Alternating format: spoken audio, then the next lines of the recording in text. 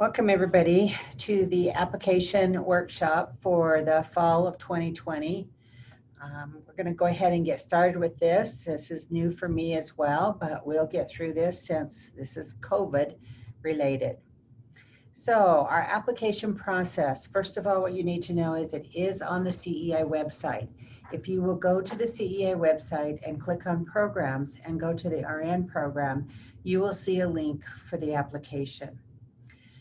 Applications are going to be accepted for spring of 2021 for full-time RN, part-time RN, and the PN program.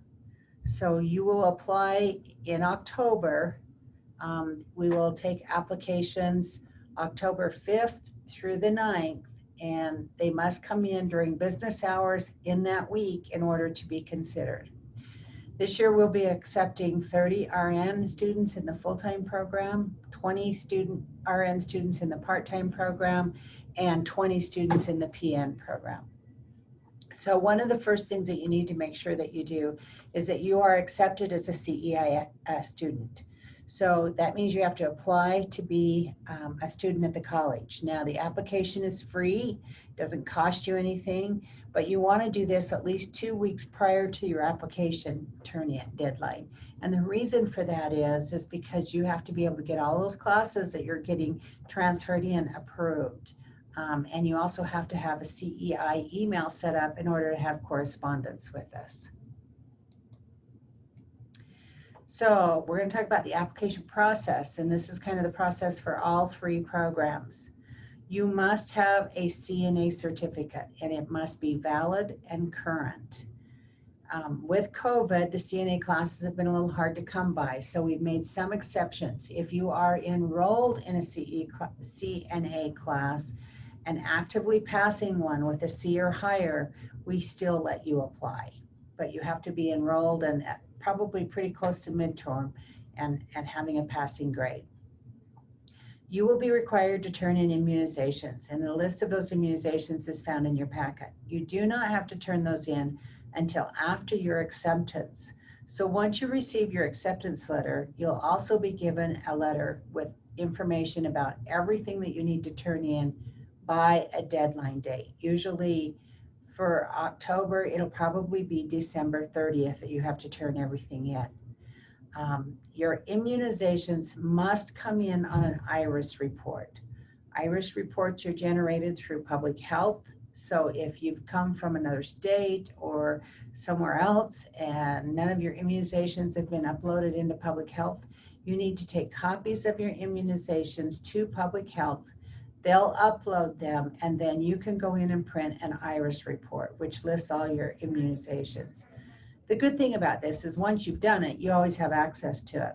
And if you're going to work as a nurse, you're going to work in any job, you're going to have to turn in copies of your immunizations.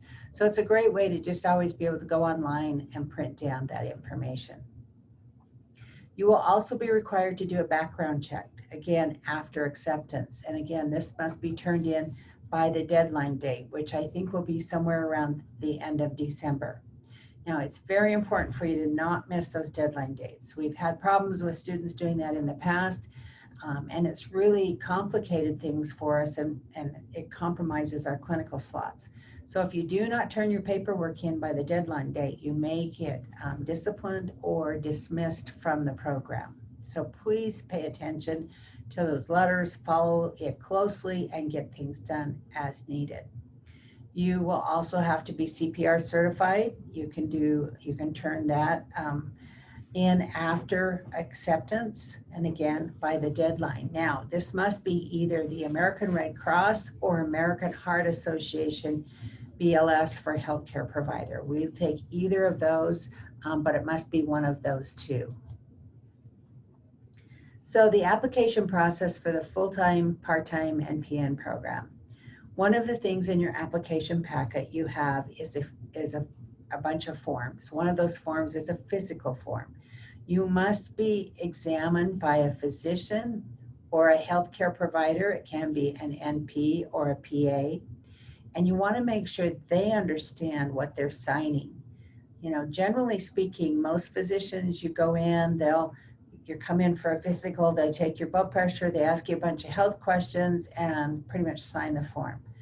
But you want to read that form because the form is going to say that the physician says that you're physically, mentally, and emotionally healthy to go through the RN program, which is or the PN program, which are both very rigorous. Also on your application, you need to carefully read and acknowledge the program requirements and technical standards. There are some things that you have to be able to do to be a nurse. And so you need to be sure you've read those. Things like lifting so much weight, understanding that you have to have so much study time, understanding that you're going to have early mornings, those kinds of things. The courses for the programs must be taken in sequence. You can find those scope and sequences in the catalog. If you're going through the full-time program, there is some courses you must take as prerequisites. Those include Bio 227 and 227L, which is your Anatomy and Physiology 1. Bio 250, which is microbiology with the associated lab.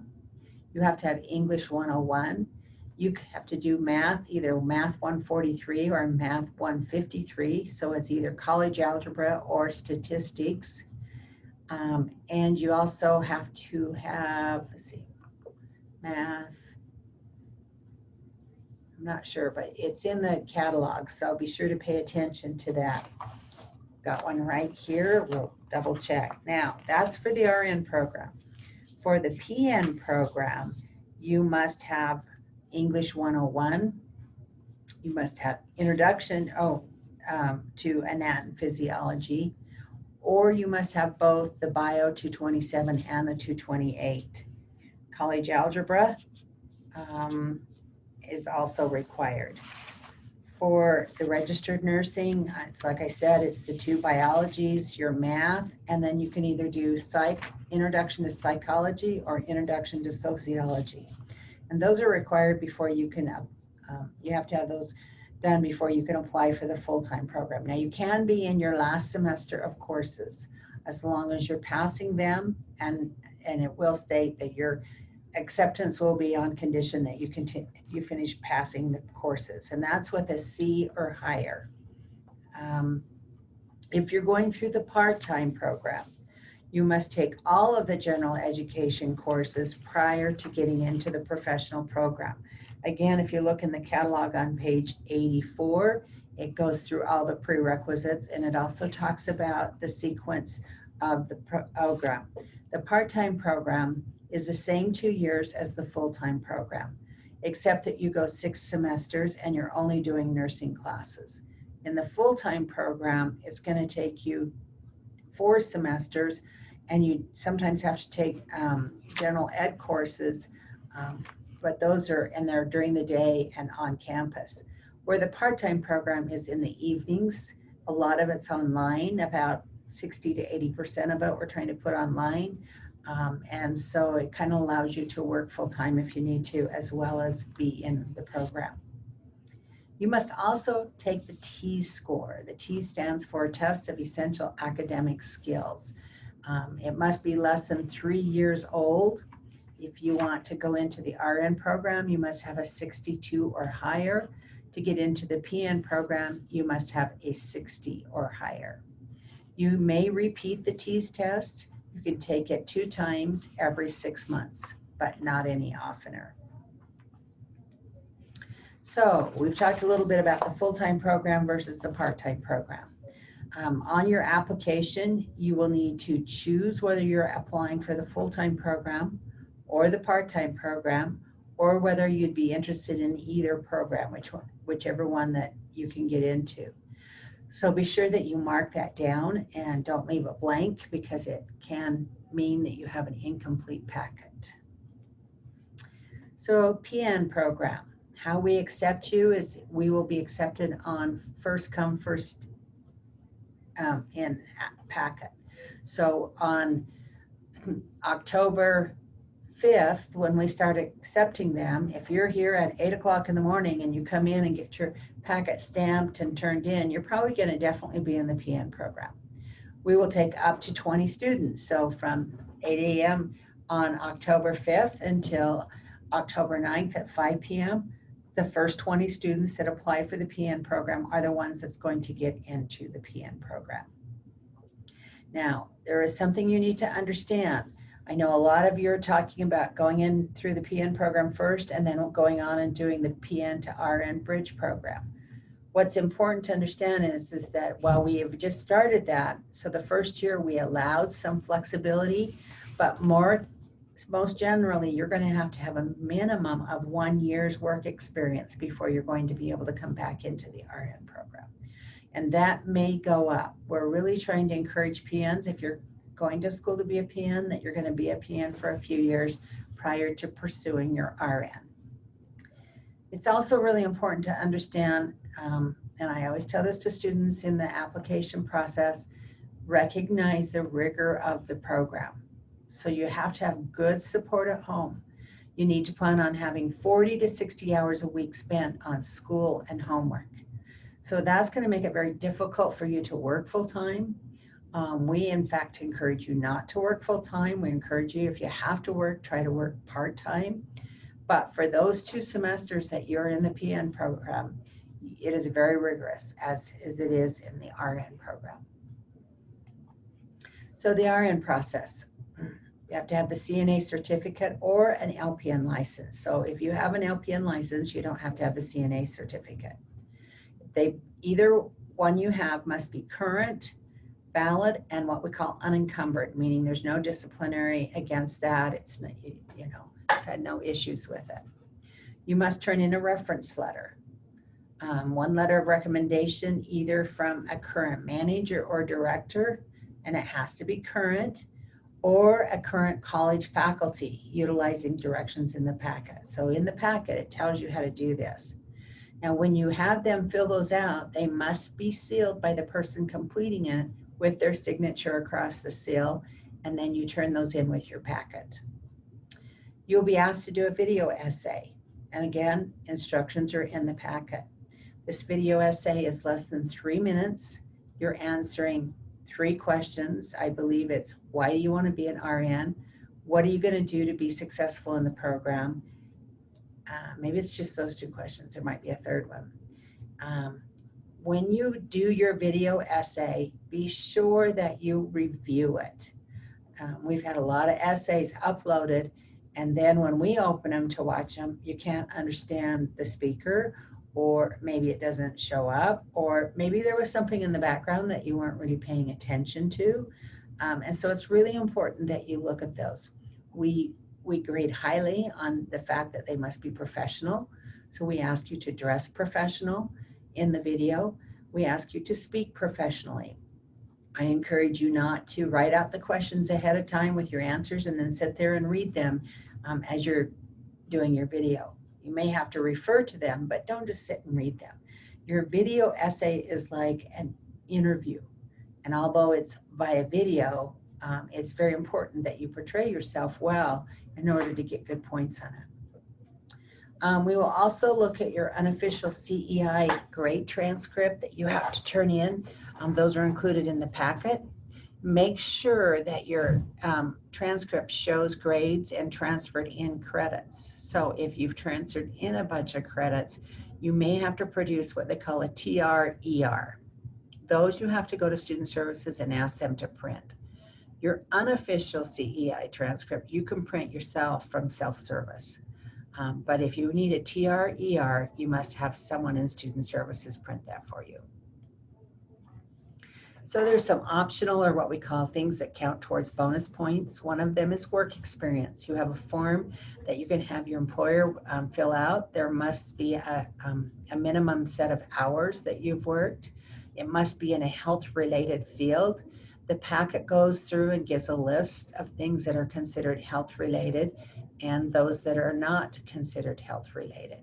If you have a question, you can always call Rebecca Killian, at the Administrative Assistant for Healthcare, and she can tell you whether or not your work would count as work experience. We also give bonus points for previous educational degrees. So if you have a bachelor's degree in kinesiology or a bachelor's degree. We've actually even had someone that came back to nursing after having a master's degree in accounting. Just got tired of always sitting at the desk, wanted to be in a more service-oriented field. But if you have a bachelor's or higher degree, you do get some bonus points for that on your application. So let's talk a little bit about what's going to be expected once you get into the program. I cannot emphasize enough, it's rigorous and it's stressful. It's stressful because you have a lot of deadlines to meet, you have a lot of studying to do, and yes, life goes on. And if you were to ask nursing students today, they would tell you it was stressful because of COVID, and they have to wear masks all day in class. They have to be in classrooms where they can sit 6 feet apart. The instructors wear masks or they wear face shields, and it's harder to hear them. So there are little things that always seem to come up, and it does become stressful. You will take a lot of tests while you're in nursing. For some people, testing is very stressful. Now, we give you test-taking seminars and things like that to help you be successful with that testing, but there is still a lot of testing, both manual skills as well as written tests.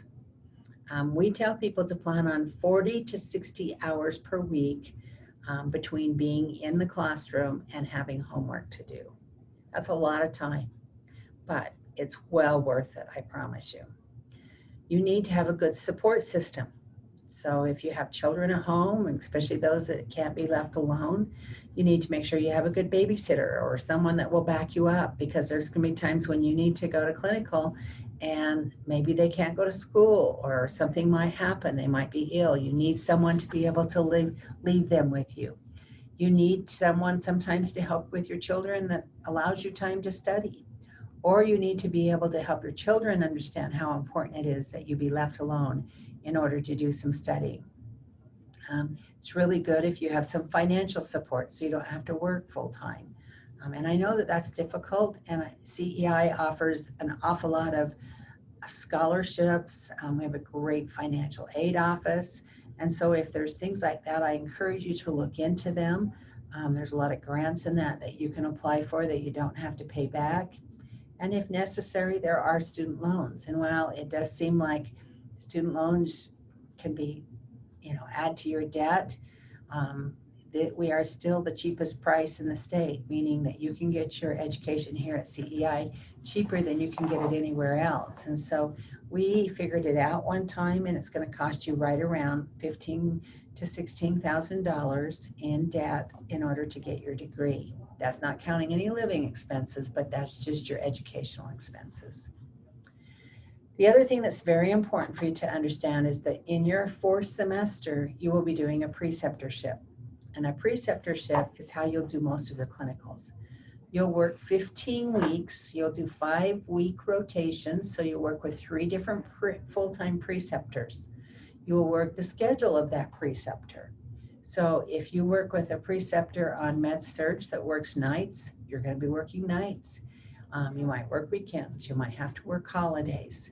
We do this so that you get a real life experience in your clinical, you know what it's like, and that you can also follow that through, and that you get an opportunity to work side by side with an RN, that you can practice to the extent of your license so that you can do things and you can come out of school so much more prepared than previous students have been. So you may think that we own you for the next 1 to 2 years, but I promise the payoff is good. To my understanding, new graduate nurses are starting out somewhere between $25 and $28 an hour. And so it's a fairly decent pay. So while you might have to live on loans in that for a year or two, they're easy to pay back based on the wages that you can make as an RN. You also can work in so many areas. And I've never known anybody that wanted a job doesn't get a job. And there's going to be even more and more jobs available as time comes. They may not all be right here in Idaho Falls, but the United States is a big place, and you can find a job if you want one. And many of them pay very well, have good benefits, and some great schedules to work with. So again, on the admission process, there is a competitive selection process. We utilize a point system. You need to know that you will not be given your points and you will not be ranked. And so it's not like we're going to show up a list of the 89 people who applied. This is their rank. We don't show any of that. None of that comes back to the students.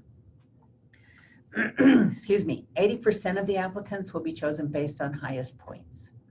So the things that count the most are your GPA, your T-score, and those two are probably the highest. Your video counts a lot. So it is important that you do. Those three things will give you the highest number of points. I have lots of students say, well, do you have to have a 4.0 to get into our program? You do not have to have a 4.0 to get into our program. In fact, I would say that the average GPA is around 3.5 for those that get into the program. So 80% of the applicants are going to be chosen utilizing this point system. 20% of the applicants will be chosen from the remaining applicant pool. We do that in a variety of ways because we have to rely so much on our clinical partners. Oftentimes they may have an employee that they really want to become a nurse and they say, we need this person to get into your nursing program. We give that person, if they qualify, probably some high priority of getting into our program. Sometimes we don't have any applicants of those top, the 20% that we can choose, and so it might be a lottery system. But 20% of them are chosen from the remaining, not necessarily by your highest points. We always choose an applicant pool. For instance, in our PN program, we've lost 5 students so far, and we're into the 3rd day of classes. Things happen over the semester. We've had students move away. We've had students who have come up with some health problems that decided that they couldn't get into a rigorous schedule. We've had students who've had family members. One student, her husband needed to go be the caregiver for his grandfather at end of life. And so it meant they had to move away. So there's a lot of reasons why people can't, even though they get chosen, go ahead and be in. So we always have an alternate pool, and we pull those in as soon as we can. We've actually started students out of the alternate pool as much as a week into the semester. One of the things that's very important for you to remember is that all communication will be done through your CEI email only. We don't utilize your personal emails at all. Even if you put them on your application process, we're only going to send you information via your CEI email. That's why it's so important that you have that. You want to be sure and check that email frequently, especially after you're accepted. There'll be information that comes out to you like orientation days. We constantly have changes from our clinical facilities of things they want done differently. This year they decided rather than have just the routine TB test, they either students had to have what they call the 2-step TB, where you get a TB and then sometime within 1 to 3 weeks you do another TB, or you had to do the quantiferin gold. We had probably 25% of the students that didn't get it done before school started this year because they hadn't got in and looked at their emails. So fortunately, we had a little leeway, but we may not allow that leeway in future semesters. So be sure you're checking your email to see any updates or information that you might get from us, because we will do all of our communication through your CEI email. So now we're to the question and answer part. And while I know that many of you can ask questions because this is not live, I'm going to try to answer some questions or give out some information that I frequently get asked. Can you start in the part-time program and jump to the full-time program, or start in the full-time program and jump into the part-time program? No, you cannot do that. Once you're accepted to a program, you need to stay in that program. The reason for that has a lot to do with clinicals and how we have to ask those several months in advance, and so we just can't have people moving around from program to program. What is the average score on the T's? Well, that depends on how many applicants we have, and that changes semester to semester. I would tell you that if you have a 70 or higher on your T-score, you're in pretty good shape. And so I would try to probably shoot for something like that. So what happens if you take the T's and you get a lower score? Well, don't worry, we're always going to take the highest score. You just turn in the one with the highest score. Now, it is important when you go take your T's, and you will take that through our testing center, that you print off the page with your score on it, because that's what you'll turn in with your packet. We do not have access to those. So it is very important that you make sure that you print the page with your score on it. Some other questions that occasionally come up are things like, can I slip the packet under your door? We ask you not to do that. We do have a box outside of our door that you can slip it in. However, again, remember, especially for the PNs, it has to be time-stamped and dated when you turn it in. So let's say you want to turn it in and you come up at 10 after 5 and nobody's here to turn it into. So you think, I'm going to stick it in the little box outside the door. And the next morning when she comes in, she has 12 students that are waiting in line to get their packets signed and dated. That means yours is going to be after those. Even though you turned it in the night before, whatever's in the box is going to be after those that are here in person. So just a little FYI. You know, we take our responsibility here at CEI and training nurses very seriously. We are given the mandate from the board that we are to protect the public. So there will be times when you think we're just being mean or we're being picky. There will be times when we make you do a skill a certain way and pass it off 100% correct, but yet you may work in a hospital and you don't see it done that way. That is because we're always going to teach you best practice. We're going to teach you the highest standards, the latest standards. And yes, that's how we're going to expect you to do it. You may not practice in what we call Utopia General Hospital, where everything is perfect, where you have just the right amount of staff, that you have all the equipment that you ever need, you have all the time that you ever need. Nobody's ever unhappy. Everybody's happy to be there working their job. I have not yet been able to find that Utopia General Hospital. So you're going to always see workarounds. You're going to see people not do the best that they can do when you're out there in the clinical. But we will expect the best from you. So you need to come prepared to do that. We don't want to lose anybody in the nursing program, but academic dishonesty is something that we take very seriously. So you cannot plagiarize when you write essays. You can't cheat on tests. And I know there's a lot of ways you can find those. I'll tell you right up front, you can go out on the website and almost buy any text bank for any textbook. And so there you have the questions and the answers. But here at CEI, we change up those questions. We might turn them around. So instead of looking for a positive answer, you're looking for a negative answer. So you never know if we've changed the question from the test bank. So I just encourage you to come, do your own work hard, and you're going to have a lot of success, and you'll have a great career. I have been a nurse for more than 45 years. I'm getting to the end of my career, and it has really, truly been one of the highlights of my life. I've met people that have been outstanding. I've made good friends. I've taken care of patients. I've been in situations that's been very sad. I've been in situations that's been very happy. But to this day, oftentimes I go to the grocery store and someone will come up to me, call me by name, and I'll look at them like I don't know who they are, and they'll say, oh, you took care of me at such and such hospital, and you made such a difference in my life. You are going to make a difference in people's lives when you become a nurse. That I guarantee. If you have questions, since we have other questions that we have not been able to answer, we encourage you to email us. You can email rebecca.killian@cei.edu, or you may email myself, kathleen.nelson@cei.edu. I believe you can find both of our emails on the website, and we are happy to try to answer any questions. Another question that often comes up, well, if I put my packet together, can I bring it in and have you go over it with me and make sure I've got everything there? No, we don't do that.